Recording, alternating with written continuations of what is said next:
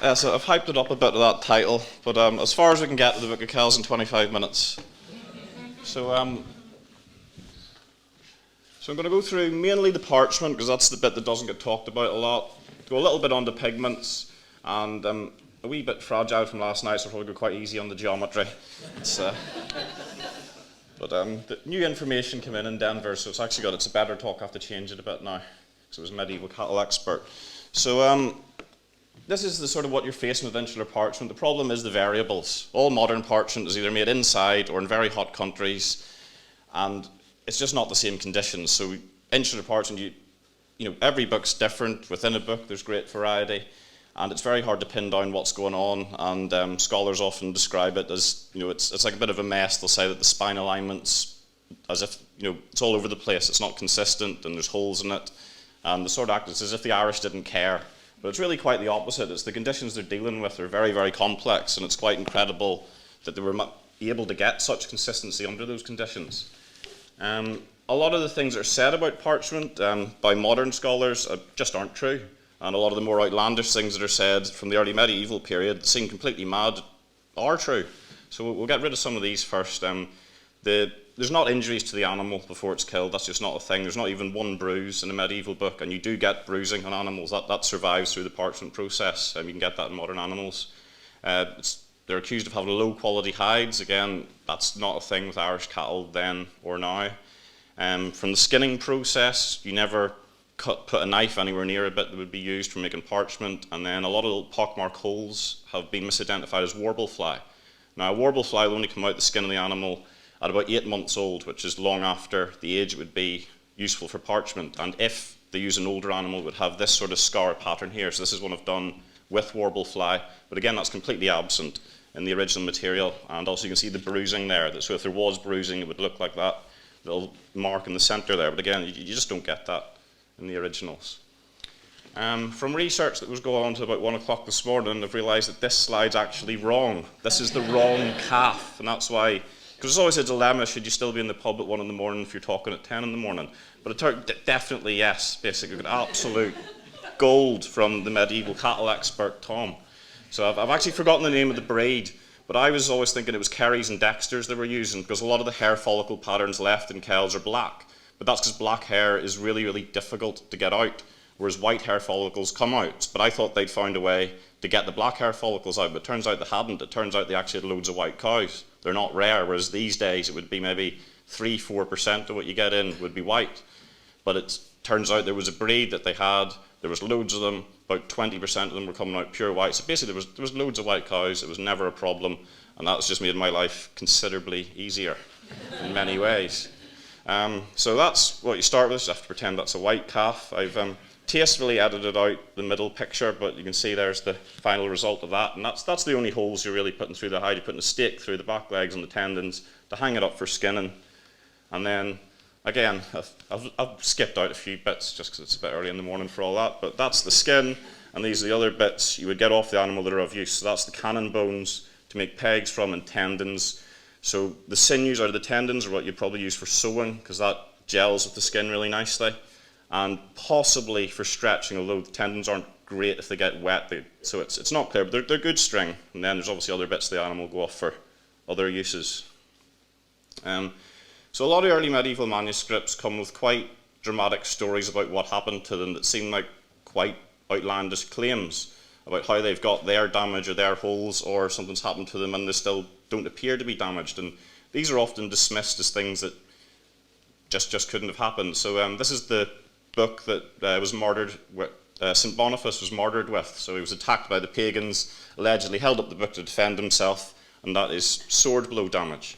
And I'm going to probably go for something quite Northumbrian actually. So if you use Kells parchment, it's already got wee holes. So the good thing about, that's like a Northumbrian kind of style and Kippet page. The good thing about Northumbrian parchment as a control is it's got no holes in it. So you can see now it's not got any holes in it.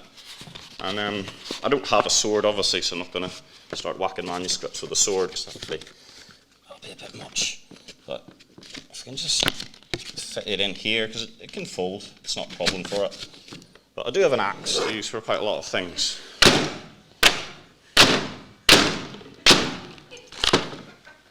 I see it's not the worst. Like, just not the worst. And it's still going to keep itself as a book, it's still going to keep itself as a page, it just isn't that big a deal. And when you hear about these mad things happening to manuscripts, it's tough stuff. And this was just one folio. We're talking, if you've got 50, 60 folios together, you could defend yourself like that. I mean, it's not delicate stuff. You could keep going at that for quite a while, and this page is going to take some abuse. Another thing that comes up, well, I've gone ahead too much, is water damage. And if you read the lives of the saints, it's almost as if they can't get across a river without their book satchel dropping, and the book landed in the river, and it's there for months. And then somebody finds it. And even with Stephen's talk yesterday, tracking down the work of O'Connell, you see Irish parchment, he's already onto the water damaged ones. It's like no Irish parchmenter, it seems, can make anything without it eventually ending up in water.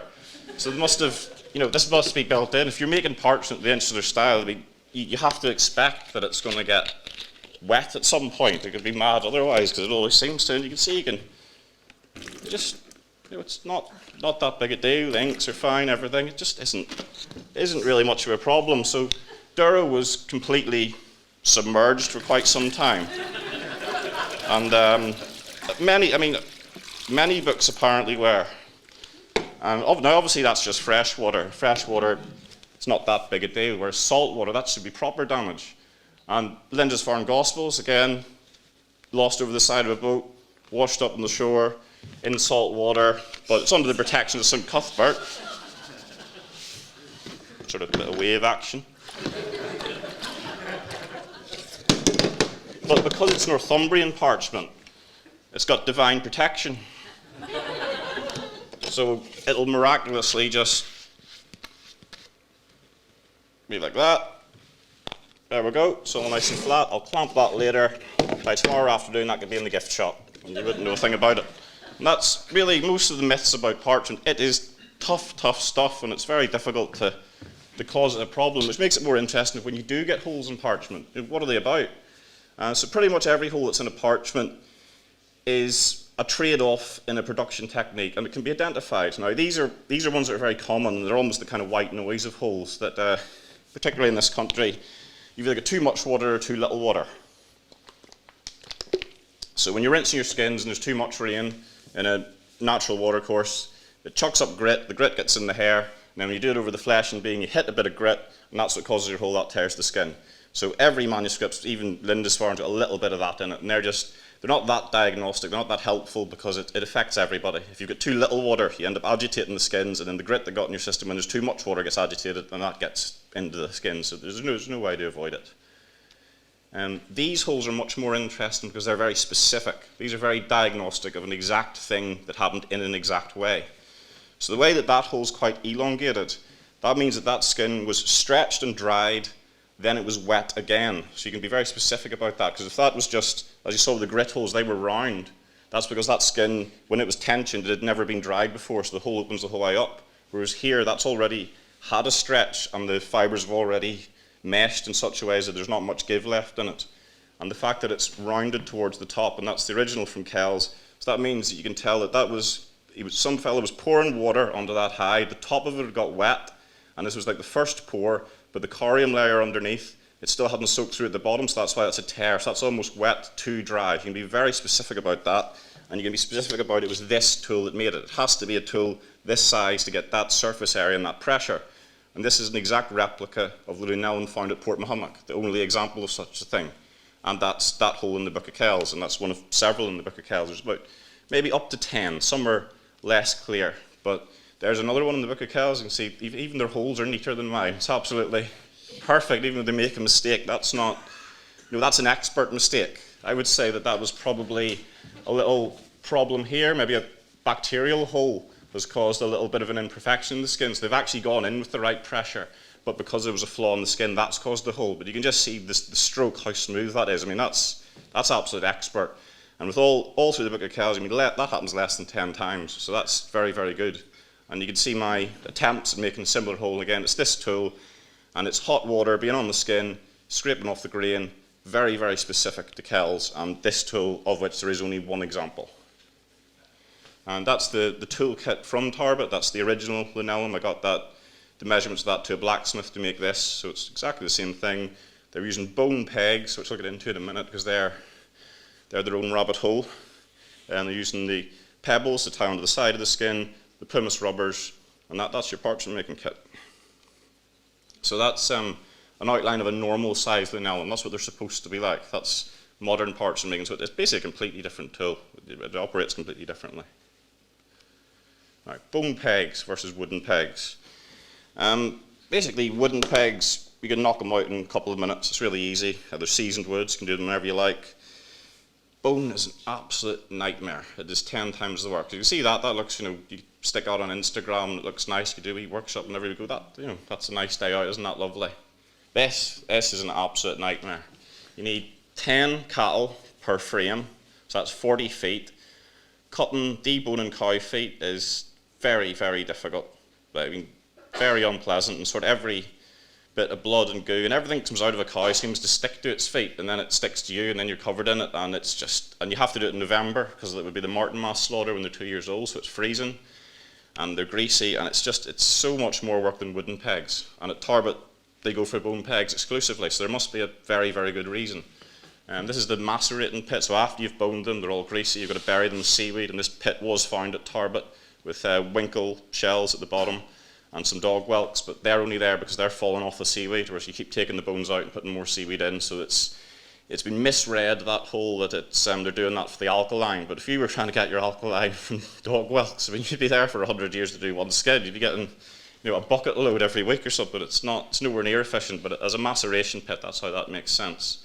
That's carving the bone peg. That's with this axe. It wrecks your blades as well. You've got to resharpen constantly. So it's a real bit of work for a peg that is actually it doesn't actually last that long. It's not like it's stronger, because you have to carve in on a weak point to where the string goes, and you keep stretching on that point, and then you keep getting hot water on it. So a lot of the pegs at Tarbat are broken, so you have to keep remaking them. But they come into their own, and it's one specific bit. I don't know if I'll get this in long enough to make it work, but basically, they're more evidence that the skin is soaked after it's dried, because the only way these pegs make sense is that wooden pegs get stuck, but bone pegs still turn. So that's why they went all that effort, is for that second stretch, which again brings you back to the holes that are in Kells, that is specifically parchment that's been stretched twice. And you can absolutely guarantee that at Tarbat, and you can absolutely guarantee it in Kells, because it's so much more effort to do that, but it gives you this return. And this is, how do I play video on this? Because that is video, but I don't know what button to press. So this is the Tarbat method happening. So I'm chucking hot water on it, going down, and you see it's more like a wallpaper scraper. Now if you saw traditional parchment paper, they go, have you sped that up or something? Because that's me doing, 2-3 hours work in about 5 minutes, because you're scraping it off. Instead of just abrading that by brute force down, you're delaminating it. The hot water is separating the layers. So the Tarbat technique is miles more efficient than any modern technique that we have. And again, that wear pattern, that way of doing it, the long elongated holes, when you get it wrong, that's what happens. That's what they're doing in Kells. It's exactly the same thing. This is the second type of hole that's in Kells, and it's absolutely riddled with it. And these are bacterial holes. And Kells is probably the best example of bacterial parchment. It just shows, it looks like a book that was made in one place with this method. And the reason they're going for bacteria, if you look at the geological map of Britain, a Northumbrian manuscript from Lindisfarne, they're sitting on a big pile of limestone. So they don't need to innovate. They've got control of that variable. They can make really strong lime, really cheaply. Chuck the skins in that and you're fine. At Tarbat, obviously, as far as you can possibly get in the UK other than Cornwall from a good source of limestone, so they're really having to innovate. And this is the comparison of the two materials. They're using seaweed. So you burn seaweed, it sort of becomes its own fuel, which is quite nice, but other than that, madly inefficient. And that's your sort of rate of return. So you get 74% return hydrated lime, 2.5% for seaweed. So that makes Lindisfarne 30 times more efficient than Tarbat. That doesn't make sense. Even in medieval times, nobody's going to put up with that rate of inefficiency. So even though you could probably bring it down to maybe just 15 times more inefficient, because limestone you need to keep adding fuel to burn it. So there's things like that, but it's still by magnitudes more inefficient. And these are other options that do get put about sometimes. Again, bones, they're absolute nightmare, and you don't actually get as much as you think. They're less than 40%. Shells are just tiny, so the amount you need to collect, and then you deplete the resource that's in front of you, you'd have to move further. So again, you do get the chemical, but when you try to apply it in reality, it just doesn't make sense. So this is the bacterial process in Kells, and you see like that's an all right Kells page. Now this skin came out 20 minutes different to that one. That is literally, that's your time window for making a mistake. So they obviously are a lot better at it than I am, and probably it's some way of turning the bacteria off, which I don't understand, but their control of it in Kells, the fact that they only take it to that level and never really any further, or there was a big mistake pile that never made it. It could have been this terrible book with Kells. Maybe every other book in the monastery was just like Swiss cheese, but they didn't survive. But basically it's a very, very difficult process to master, and Kells is an example of it being done extremely well. This is a kind of in process, that's it arrested, and this is one now sort of high summer parchment where you've got the bacteria really going for it. They actually degrain the skin themselves, so you would get a short season, maybe for a month or two, if you can keep control of it. Where the parchment's almost making itself, you take it out and you don't even have to use linolene. That's the grain literally just peeling away itself. And some of the pages in Kells look like they had control of that technique as well, which is incredibly complex. I can't make a whole skin do that and stay together, but it looks like they could. This is the spine alignment in Kells, and the reason that some along the side, some on top, and it's been accused that they're just haphazard and they don't care. But really what it is, if you see when you're cutting it on the hearse, they're just avoiding the holes because they're making bacterial parts and they're doing the most efficient cuts. So it's quite a simple reason that they're just moving things around and getting their best cut of parchment, which again takes it back to being bacterial and what's going on at Tarbat. And to prove that the parchment maker and the artists of Kells are, if not the same people, very closely related, on almost every page in Kells that's got holes, you can see that the text misses the holes. Now, if you just had 9 darts and you threw it at that, what are the chances that you'd miss all the text? Whereas these are randomly distributed holes.